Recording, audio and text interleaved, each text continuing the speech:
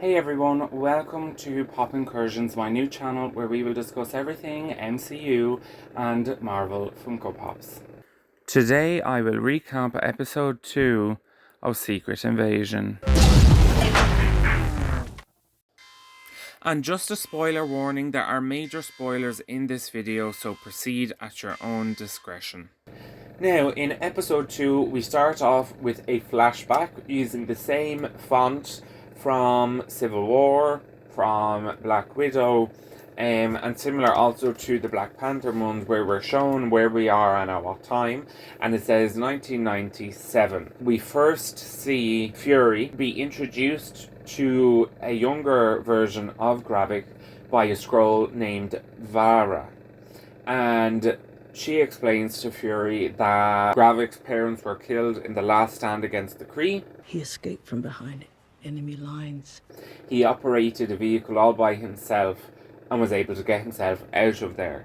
And she then says, you know, he could be good for the cause, we should use that. He's smart, Fury. Knows how to survive. Then we see Talos in the human shell that he takes. That was the same one from Captain Marvel. Was it something I said? And we hear a speech. Basically, Fury, Talos, and Carol Danvers went off in that Lightspeed engine that we saw at the end of Captain Marvel. And they went and they tried to look for home, but all they found was more hostility and violence, which is not a surprise, really. But unfortunately, it means still no home for the Skrulls. So, Fury then steps in and makes a proposal. If you, the Skrulls, will agree to help me on Earth by taking a human form and being my own personal spy, then I will continue to look for a home with Carol Danvers. So while we're off there, you do my job here. And he says something that's very crucial, especially in this episode: if you keep your word, I'll keep mine. And we see the first person to volunteer to be one of Fury's new spies is Soren, Talos' wife and Giah's mother. Then we see multiple other Skrulls volunteer. And this moment right here, for me, is almost the best that we're going to get for that explanation of whether or not Fury was a Skrull in Age of Ultron or not. Because in Age of Ultron, he says, Back in the day, I had eyes everywhere, ears everywhere else. and obviously this is the time where he eats diagonally cut bread, that he explained to Captain Marvel, that's how you know I'm not a Skrull, because I'd never eat it like that. And that has been such speculation for so much time. Is this Fury as a Skrull in this moment? I don't think we're going to get a definitive answer, not in this series anyway, but I think this is the best we're going to get, because we learn that, yes, you know, it's the conversation and the agreement has huge parallels to what he said about eyes and ears everywhere back on Earth, and that's all the proof I need to say, yes, Fury was a Skrull in Age of Ultron. Name a detail so bizarre a Skrull could never fabricate it. A toast is cut diagonally, I can't eat it. Then we go back to Red Square just after the bombing, and we see Fury being evacuated with all the other civilians. We see Giah and Gravik escape, and we see Brogan, who was the Skrull in episode 1, who took the new person's form. And Brogan is getting arrested, and as he's getting arrested, he keeps repeating, I'm an American, I'm an American, I'm an American, because their intentions is for Russia to view this as a planned attack by the United States government, and the Skrulls want this to happen because they want World War III, because then, while all the humans are fighting, they can take everything else over. Then we go on to Fury and Talos on a train. Fury starts off by telling stories about when he used to take the train to Detroit as a child. He basically explains his mother made up a game called Tell Me Something I Don't Know to pass the time on the train. Then he flips it around and says to Talos, tell me something I don't know about the decimation of Skrullos, or the people that fled. And at first, Talos says, you know everything you need to know. And Fury is like, well, the name of the game is Tell Me Something I Don't Know. All the Skrulls that were left that aren't on Emperor Droge's colony came here. And there was 1 million. And Fury's like, wait, hold up, there's 1 million Skrulls on Earth, and he loses his mind. Understandably, we see a coffin with an American flag draped over it being taken out of a car and transported back onto a plane to go back, assumingly, to the US. And this is where we meet Elizabeth, who is Maria Hill's mother. We then see Fury approach Elizabeth and they have a conversation. Understandably, Elizabeth is very, very sad and is mourning her daughter. But she asks Fury, how did it happen? Even though those soldiers told me my country owes me a debt of gratitude, they couldn't tell me where she was or what she was doing. You're the reason I'm taking my daughter back home in a box. Fury explains she was in Moscow trying to prevent the bomb. Somebody wanted to hurt me, and by doing that, they hurt her. This also raises the stakes even more on a personal level for Fury. But whatever it was, don't let it be for nothing. I do have to say, Juliet Stevenson, who plays Elizabeth Hill, Maria Hill's mother, is an excellent actress. Maria believed in you. She would have followed you to the gates of hell and back. You know, we're used to Fury being able to stop the problem or fix it. This is where he wasn't able to stop the problem, wasn't able to fix it after the fact, and is now facing his consequences. How did it happen? Happened quickly. And this scene is just a smaller metaphor for this entire series. This is Fury coming back to face the consequences of something that he was unable to either stop or fix after the fact. We then go into a series of news reports, and I always love when we get these different news reports in the MCU. We've seen them a long time. Jennifer Walters has a superhero alter ego called She-Hulk. How did you come up with the name She-Hulk? Oh, fun. Are you sure you want to commence the drone attack? Tragedy strikes the international community. Sources can now We learned that someone called Pamela Lawson is the Prime Minister of the UK, and we learn that a man called Sergio Caspani is the Secretary General of the UN. We also meet a Fox News anchor named Chris Stearns, and all of this is very important, but we'll get to that in a second. But then we start to learn that the Kremlin is viewing this as an act of war and will respond as such. So, you know, essentially they achieved what they wanted to achieve. They wanted this to be perceived as America attacking Russia, and that's exactly what's happening. Then we see Giah and Gravik driving to the Skrull Council. And we've heard about this council before because Talos was the Skrull General at one time, but we learned in episode 1 that he is no longer on the council. Perhaps we should get on with what we came here for. When we meet the council, we meet 3 of the people we just saw on the news. So that means Pamela Lawson, who is the Prime Minister of the UK, is a Skrull. Sergio Caspani, the Secretary General of NATO, is a Skrull. And the Fox News anchor is a Skrull, and I assume that's more of a comedic stance because, of course, that would be a Skrull. Now, first, we're told that Gravik is here to see what punishment he deserves. You murdered over 2,000 innocent humans. Gravik isn't one bit concerned or remorseful about this, as they point out. Gravik puts it well by saying, you know, you eat the man's food, you drink the man's wine, you dress in the man's attire, you use the man's knife and fork. I mean, you call yourselves Skrulls and you want a home, but here you are, you know, posing as these imposters and embracing the culture that's not your own. Better to behave as a human than as a dog. And then we see Gravik speak Skrull, or a form of speaking some language that Skrulls speak, which I think is actually a great touch, because one thing I will say about the MCU that I've always kind of put a question mark over is why does like nearly every planet speak English? Yeah, in Earth there's thousands of languages, but as soon as you go outside of Earth, they all speak English. So it's nice to actually see, you know, an alien language being spoken. But this is also that important moment that I referred at the start of episode 2, where Gravik quotes what Fury said back in 1997. And this is really making us just see in plain and great sight, I have to say, why Gravik not only is fighting for this fight, but why he feels so personally slighted and betrayed by Fury. I think it's a wall. We then see a coup take place. Democracy is fine for peacetime, but whilst at war, we need a single commander.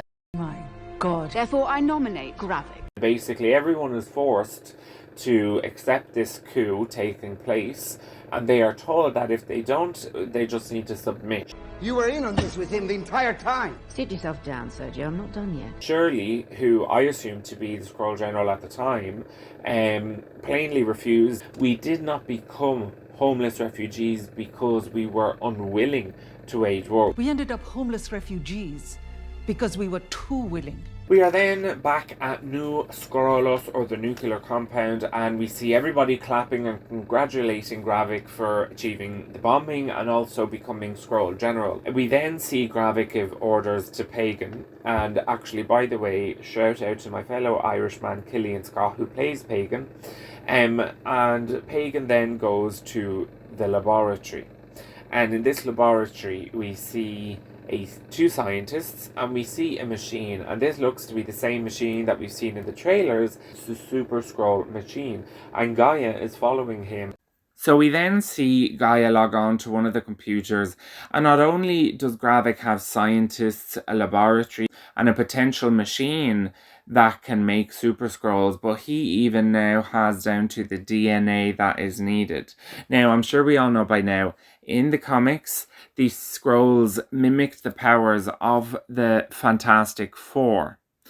But we obviously don't have the Fantastic Four in the MCU yet, and hopefully we'll be getting a casting announcement soon. But anyway, we can see that based on the DNA they do have, the powers are actually quite similar to the Fantastic Four. The first one is Groot. Now, I'm sure we all know who Groot is, and if you don't, you should watch the Guardians movies. They're brilliant. But Groot is a tree from a different planet, and he is able to basically make himself grow. We saw in the trailers a sneak peek of this power when Gravik extended his arm.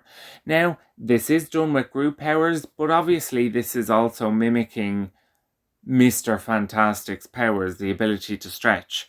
Now, a lot of people are going to speculate, how did they get Groot's DNA? We should not forget that in Avengers Infinity War, Groot extended his branches out under the ground to try stop Thanos. And there is a high chance of a certain someone being a Skrull that will make sense as to how they got Groot's DNA in the first place. But I won't spoil it, but you will find out.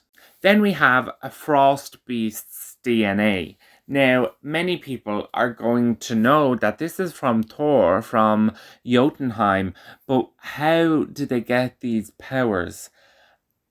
And I love Thor, he's one of my favourites, and even I didn't even realise, but there is an end credit scene in Thor the Dark World where, because of the convergence of Frost Beast, came to Earth.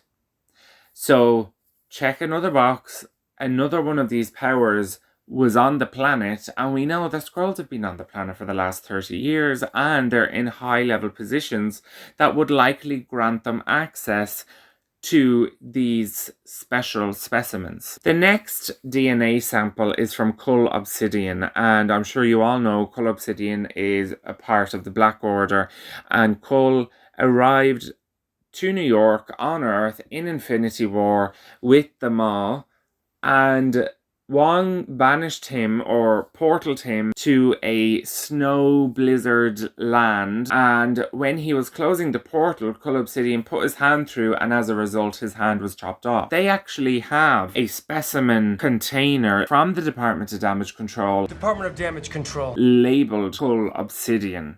And then finally, Extremis. Now, we haven't seen Extremis since Iron Man, and actually we did see it in Agents of S.H.I.E.L.D. and Shang-Chi. And yet again, the suspect that I have for being a Skrull would have easily been able to get their hands on Extremis. And I actually think that out of all the DNA samples, the extremist one was the easiest one for my suspect to obtain, followed by Full Obsidian, followed by Frost Beast, and lastly Groot. Now, I know that some of you are going to say, well, Groot was in Endgame, so that means he was in New York. But I don't actually think this is when the DNA was obtained, because we did not see Groot shedding any of his DNA. And I also have a theory that all of these specimens were collected during the blip. This would have been the perfect time because the world was on fire, it was in chaos. And I am going to be making a video about this theory, so do stick around. Then we are transported to London, where we see Pamela Lawton again, and we see members of all the EU states, as well as Rhodey, who is representing the United States. It kind of feels like an interrogation almost, but a lot of accusations go out towards Rhodey by saying, Nick Fury and Maria Hill being in Moscow related to the bombing, are they responsible? And Rhodey says, well, I can't just take Russian supplied photos at face value. I'm more than happy to bring them back to Langley, where I can analyse them. And Langley is, of course, the CIA headquarters, which we saw back in Wakanda Forever. Wants to take offensive action against Wakanda. I think it would be a mistake to attack Wakanda. One country in particular, Slovakia, their representative or leader has a lot of attitude, basically. I'm gonna put on the suit and carpet bomb it. And he's saying it in a very, pissed off, serious way. And this is not the Rhodey that we know. Then, as Rhodey is leaving, he gets a phone call from Fury. They arrange to meet up in a bar. Fury then explains that he and Maria were trying to stop the bomb. And then he brings up the topic of Skrulls. Hydra? Yeah, if Hydra could shapeshift into your daddy. The invasion has begun. And Rhodey says, well, why don't we just call our special friends, obviously meaning the Avengers. Next thing you know, they find themselves duplicated and turned into terrorists. The part of Rhodey I'm questioning is, he does not seem one bit concerned, surprised, shocked, or serious in learning what Fury has just told him. Have you even listened to a word that I said? Yeah, I have. And the old Rhodey, or the Rhodey that we know, would have definitely reacted and at least wanted to get more information. These accords, I signed because it was the right thing to do. You're a criminal. Even if he wasn't open to working with Fury to try and solve the issue. And that's what I found to be the most suspicious thing of all. Rhodey has to be a Skrull by now, surely, but we will find out, hopefully, in this week's episode. Then Rhodey basically fires Fury. Even when I'm out, I'm in. We then see Sonya Falsworth, and she kind of breaks into this butcher shop, and we see her basically take command of the interrogation of Brogan, and there was like 7 or 8 men in there trying to crack him. Now, this interrogation scene, I have to say, I absolutely love seeing. And then, I'm gonna break every bone in your body. The other way it is. She brings in some sort of butchering tool and cuts his finger off. We see the finger, initially looks to be a human finger. Well, now that's confirmed. Go to green. Sonya then pulls out a syringe and a needle and explains that this is a biological imperative. And their blood starts to cook at 160 degrees centigrade. Which is very hot. And of course, initially he's like, I'll never talk. And then literally within seconds of injecting it, she barely even needs to say anything and he starts to squeal. While this is going on, we see that Giah, Gravik, Pagon and Beto is on the way to get him. Gravik and Pagon are now entering and they break him out. But as soon as Gravik sees him, Gravik says, What'd you tell him? Because even just by looking at him, he can tell, you must have said something. Just like. Then we see them in the car and very quickly we drive past their safe house that is now being raided by the police. So this links back to Giah's phone call. But of course, Gravik is going to think that it was Brogan. I think mainly because of this is why we see them pull over in a forest and Pagan is ordered to kill Brogan. And I think it's mainly because he squealed, or at least Gravik thought he squealed when it was really Giah. We see Nick Fury back in the UK where he gets a car out of a garage. We then are brought to a house where we see a Skrull making dinner ready, and then Fury walks in. But when Fury walks in, the Skrull is now a human, or in human form. So, does Fury know he's married to a Skrull or not? This is the question. I will say, Vara is the Skrull that we saw, which was the same Skrull that introduced Gravik to Fury back in 1997. Thank you so much for watching, everyone. That concludes our recap of episode 2. I will be continuing to make Secret Invasion episode recaps, even though I am quite behind. And keep an eye out, because I will be releasing a Funko Pop video in the next day or so. Thank you so much for watching. Please do engage with me in the comments. What did you think of this episode, and what do you think about the Super Skrull powers? And feel free to also connect with me on social media. My links are in the description. Be sure to give the video a like and hit that subscribe button, and I will see you next time.